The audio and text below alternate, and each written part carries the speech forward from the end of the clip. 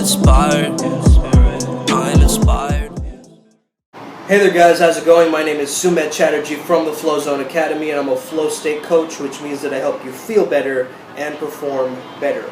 So today I'm speaking to you about finding your arch nemesis, finding the Sith Lord that you are fighting against, okay? Now this is really important because it brings a sharpness and a polarity to your character. Let's say that you're giving a public speech. If you don't have an enemy in mind, you're not going to be that interesting to listen to. But if you have an enemy in mind and you're thinking that, okay, I have all the haters, I have all the enemies, I have all the Siths, I have all the things that I'm frightened of or my shadows in mind as I'm speaking, it gives you more purpose, it gives you more clarity and vitality in your speech.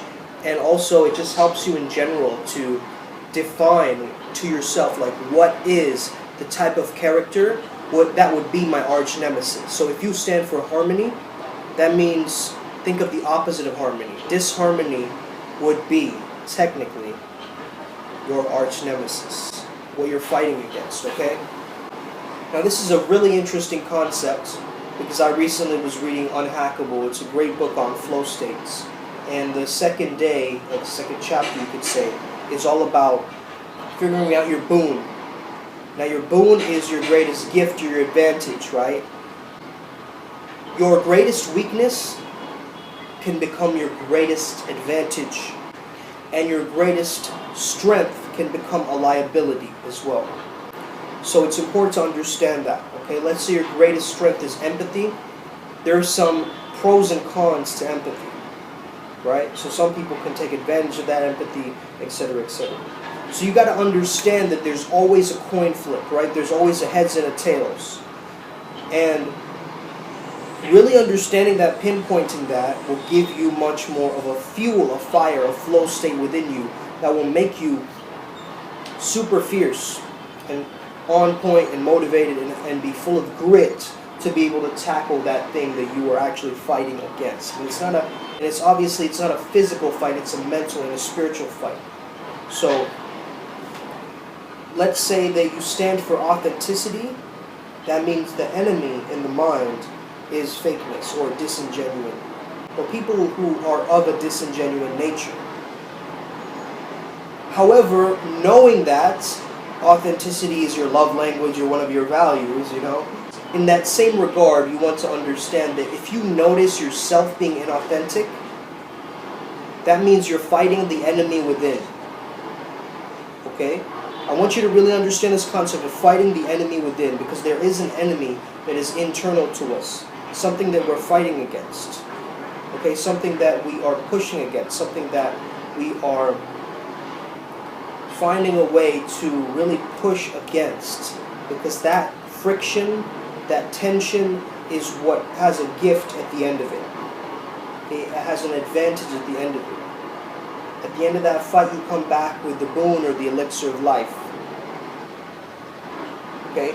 A guiding principle, a GPS system that tells you where you want to go. A lot of people, they're not very interesting to listen to because they don't have an enemy. Okay? They're a people pleaser and everybody likes them. Okay? They don't have that much polarity to their personality that some people are going to push against them. But that push is almost like a slingshot or a launch pad in a particular direction. So the more you go towards this side, that means this side is going to be affected by it. Right? It's just the nature of the universe. It's the law of polarity, right, in the Hermetic principles. So I just wanted to remind you today of that because I think it's a very powerful quotient. If you can really tap into that, you can start to understand yourself on a deeper level, that self-knowledge, as well as understand that, okay, where can I take this further? How can I redirect my mind towards going towards what I truly desire? And honestly, our desires, we find it as we do the activity, right? We find the power through doing the action. We gain the wisdom through doing the action. And we get the clarity as we move towards it, because that's when the fog is lifted. Okay? So if you see a fog around you of confusion, the clarity comes from you going towards that fog and that desire.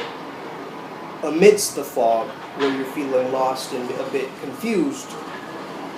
However, at the same time, that's when you're going to get the wisdom and the clarity and the boon and the chances and the opportunities coming in.